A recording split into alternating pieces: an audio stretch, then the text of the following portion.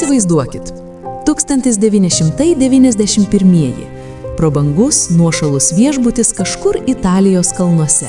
Pilnas gyvybės, juoko, svečių, bet vieną rytą jis randamas visiškai tuščias. Visi žmonės tiesiog dingo per naktį, be pėdsakų, be jokių ženklų, palikdami tik legendą. Pasakojama, kad jų dvasios vis dar klaidžioja apleistais koridoriais, amžinai ieškodamos išėjimo. Šiandien mes pabandysime įžengti į šios paslapties širdį, ne tik tam, kad atskleistume šiurpią tiesę, slypinčią už apleistų šienų, bet ir kad atsakytume į vieną daug svarbesnį klausimą. Kas iš tiesų nutiko tame viešbutyje ir ar jis apskritai kada nors egzistavo? Tamsiausiuose interneto kampeliuose, paranormalių reiškinių forumuose ir šiurpių istorijų archyvuose kartais galima aptikti vieną pasakojimą. Tai moderni legenda, skaitmeninių laikų creepypasta apie bevardį viešbutį Italijoje tapusi masinio dingimo scena.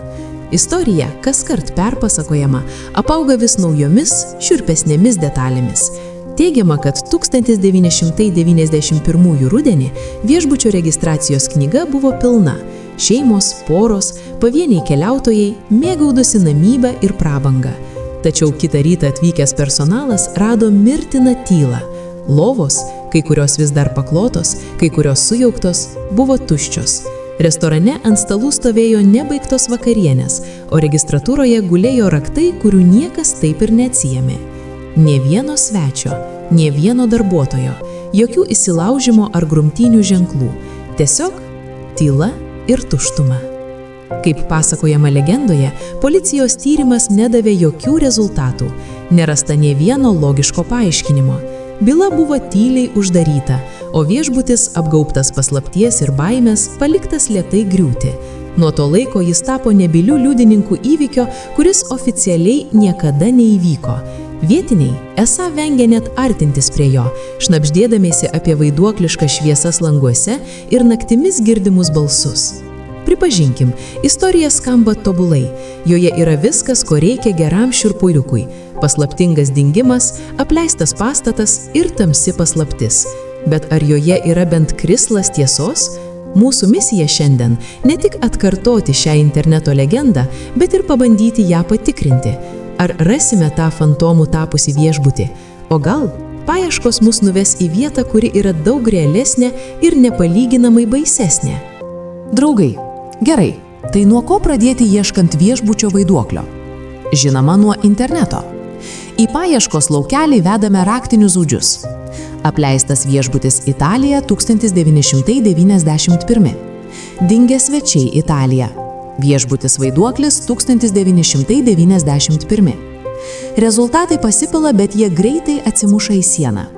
Krūvos forumų ir tinklaraščių perpasakojančių tą pačią istoriją, tačiau be jokių konkrečių detalių. Jokio pavadinimo, jokio miesto, jokios nuotraukos. Tai pirmoji raudona vėliavėlė, rodanti, kad greičiausiai susidūrėme su moderniu folkloru, o ne tikru įvykiu. Tiesa, vienas rezultatas patraukia akį. 1991 Sweet Verdi Lečės mieste. Pavadinimas, metai, viskas lyg ir sutampa. Galbūt tai tas pats viešbutis, tik istorija buvo iškraipyta. Deja, greitas patikrinimas atskleidžia, kad 1991 Sweet Verdi yra puikiai veikiantis modernus viešbutis. Jokio apleistumo, jokių dingusių svečių. Akivaizdus sutapimas. Paieška mus veda prie kitų apleistų vietų Italijoje, o jų begalė. Šalis su tūkstantmečia istorija yra tiesiog nusėta apleistomis pilimis, vilomis ir ištisais kaimais. Pavyzdžiui, Krako miestas vaiduoklis buvo apleistas dėl nuošliaužų. Fraktūra Vekiediskano kaimas ištuštėjo po 1915 metų žemės drebėjimo.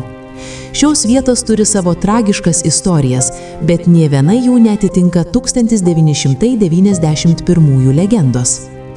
Gilinamės dar labiau, ieškodami bet kokių oficialių pranešimų apie masinius dingimus Italijoje 1990 pradžioje. Rezultatas – 0. Absoliuti tyla oficialiuose šaltiniuose ir naujienų archyvuose. Nėra jokios užuominos apie nacionalinę tragediją, kuri būtų kaip nors nuslėpta. Legenda tiesiog subyra akise. Panašu, kad viešbučio, kuriame vieną naktį dingo visi svečiai, tiesiog nėra. Bet kodėl ši istorija tokia gyvybinga? Kodėl žmonės ją tiki ir dalinasi? Galbūt todėl, kad ji paliečia giliai įsišaknijusią baimę. Baimė to, kas nepaaiškinama. O galbūt ši legenda, nors ir išgalvota, yra raktas į kitą, daug realesnę ir šiurpesnę Italijos vietą. Mūsų tyrimas pasiekė kryžkelę. Ieškodami vieno vaiduoklio, mes atradome kitą, tikrą vaiduoklį. Salą, kurios vardas Italijoje ištariamas pašnibždomis. Salą, kurios žemė, kaip teigiama, yra persisunkiusi žmonių kančia. Pamirškime išgalvotą viešbutį.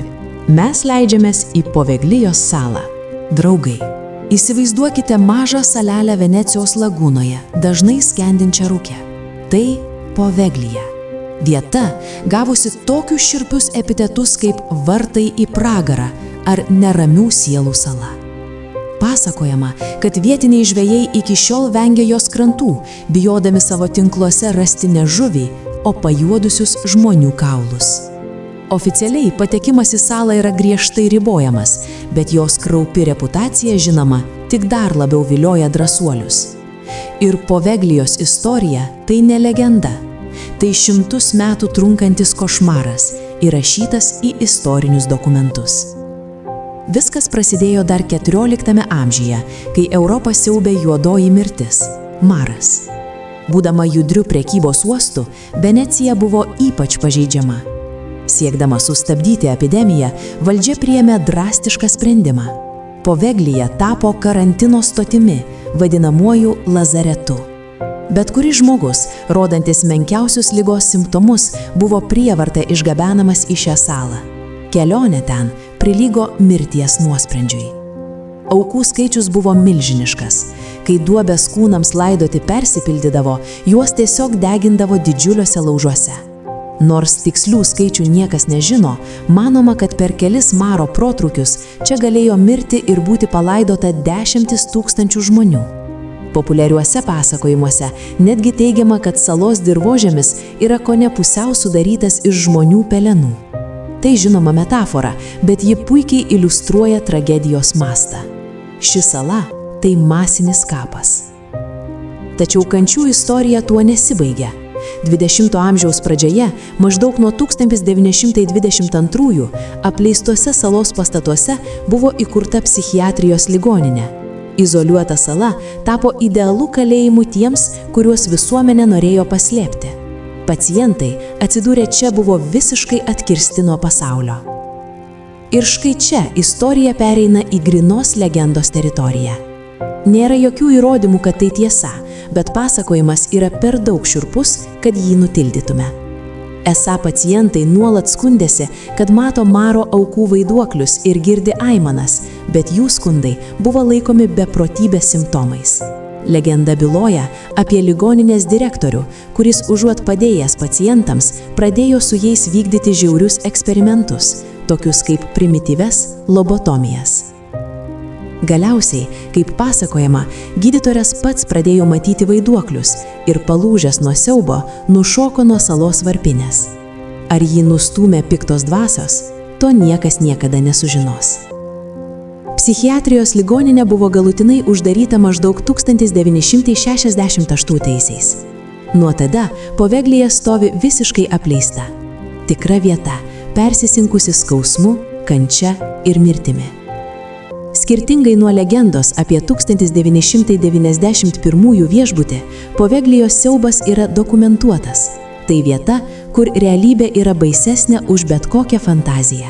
Draugai, nors patekti į Povegliją sudėtinga, nuotraukos ir vaizdo įrašai padaryti tų, kam pavyko ten apsilankyti, leidžia mums surengti virtualią kelionę. Ir tai, ką matome, gniaužia kvapą. Pirmiausia, pribloškia gamtos jėga. Gebenis apsivijusios pastatus, medžiai augantis pro išdaužytus langus, griūvančios sienos, įlūžę stogai, gamta bando atsiimti tai, kas priklauso jai. Bet po šiuo laukiniu grožiu tvyra slogus liūdesys. Įžengus į ligoninės vidų, atmosfera akimirksniu pasikeičia. Ilgi, tamsūs koridoriai, nuo sienų lupasi dažai, atidengdami dešimtmečius slėptus sluoksnius. Ore tvyra sunkus pelėsių ir praeities kvapas. Kambariuose vis dar galima rasti paliktų daiktų, kurie pasakoja nebylias istorijas. Surūdijusios lovų spyruoklės, apversti stalai, kai kuriuose nuotraukose matyti vienišas ratukas nuo neįgalaus jo vežimėlio ar ant sienos išblukęs piešinis. Kiekvienas daiktas čia lyg tragedijos artefaktas. Patys šiurpiausi vaizdai tai kambariai su grotuotais langais, primenantis kalėjimo kameras. Sunku net įsivaizduoti, kokia neviltis ir baimė tvyrojo šiuose sienose. Lankytojai pasakoja apie staigius temperatūros pokyčius, nepaaiškinamus garsus, lyg kažkas vaikščiotų gretimame kambaryje, lyg tolumoje girdėtųsi prislopintos aimanos. Daugelis teigia jautėsi stebimi. Kelionės kulminacija Varpinė. Tas pats bokštas iš legendos apie pamišusį gydytoją. Jis stovi atskirai, lyg akmeninis antkapis visai salos istorijai. Iš jo viršūnės atsiveria ironiškai gražus vaizdas į visą salą ir lagūną.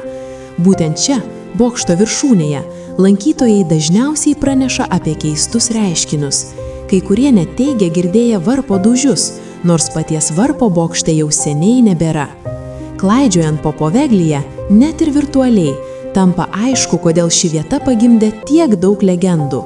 Tai ne tik apleisti pastatai, tai vieta, kurioje susikaupė neįsivaizduojamas kiekis žmonių kančios, maro aukų, psichiatrijos ligoninės pacientų, regis jų skausmas įsigėrė į pačias sienas, į žemę.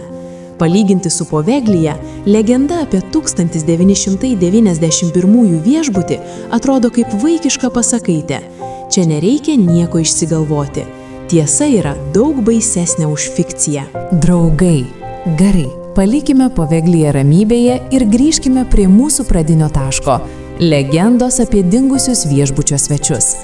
Mes išsiaiškinome, kad tai greičiausiai tik mitas. Bet kodėl tokios istorijos atsiranda ir tampa tokios populiarios? Kodėl mes taip norime tikėti vaiduokliais ir paslaptimis? Viena iš priežasčių – tai bandymas suteikti prasmę chaosui. Kai susiduriame su tragedija, kartais lengviau priimti paranormalų paaiškinimą, nei susitaikyti su žiauria, beprasmiška realybė. Legenda apie dingusius svečius, nors ir baisi, yra savotiškai tvarkinga.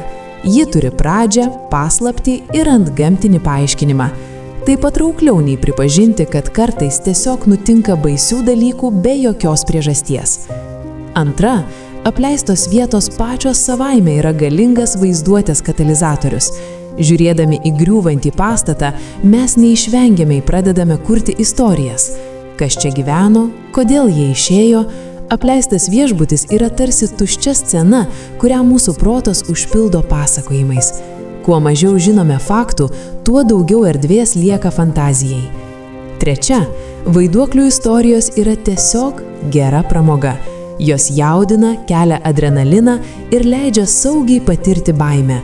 Tai lyg siaubo filmas ar amerikietiški kalneliai. Klausytis šiurpios istorijos yra būdas patirti jaudulį, nerizikuojant savo saugumu.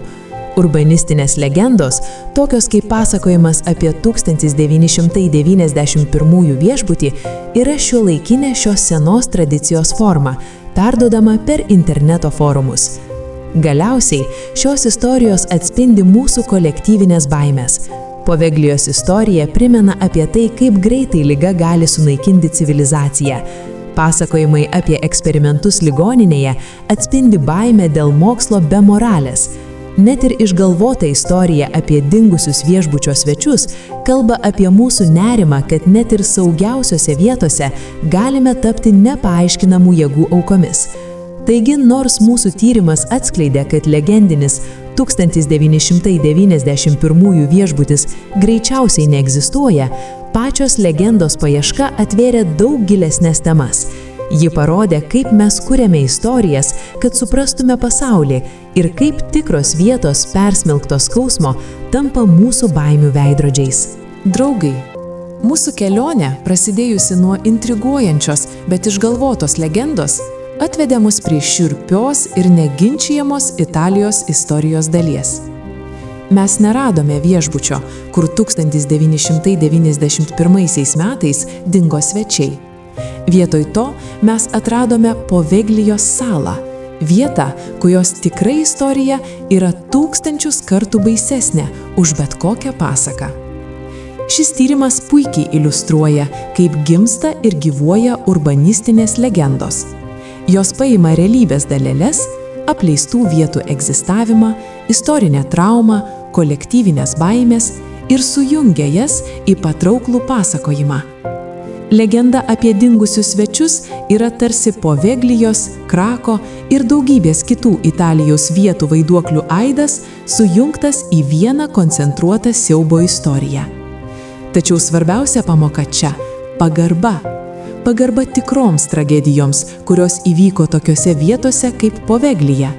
Pagarba 1000 sielų, kurių kančia įsigėrė į salos žemę. Lengva žavėtis vaiduoklių istorijomis, bet niekada negalima pamiršti, kad už daugelio jų slypi tikras žmonių skausmas. Italija pilna paslapčių. Joje yra 1000 apleistų vietų, kurios kiekviena turi savo istoriją. Mūsų nuotykiams nereikia išgalvotų legendų, nes tikrovė siūlo begalę nemažiau įdomių ir tyrinėtinų objektų. Šiandien mes atskiriame faktus nuo fikcijos. Bet tai nereiškia, kad paslaptis dingo. Ji tiesiog pasikeitė. Paslaptis nebėra, kas nutiko tame viešbutyje. Dabar paslaptis yra, kiek dar tokių vietų kaip Poveglija slepiasi pasaulyje, laukdamos, kol jų istorijos bus išgirstos. Draugai, o ką jūs manote? Ar esate girdėję panašių legendų apie apleistas vietas? Galbūt žinote tikrų istorijų, kurios yra dar šiurpesnės už išgalvotas? Pasidalinkite savo mintimis ir pasakojimais komentaruose. Mums labai įdomu išgirsti jūsų nuomonę. Jei jums patiko šis tyrimas, nepamirškite paspausti patinka, prenumeruoti mūsų kanalą ir įjungti pranešimų varpelį, kad nepraleistumėte kitų mūsų kelionių į nežinomus pasaulio kampelius. Ačiū, kad žiūrėjote ir iki kitų kartų. Likite smalsūs.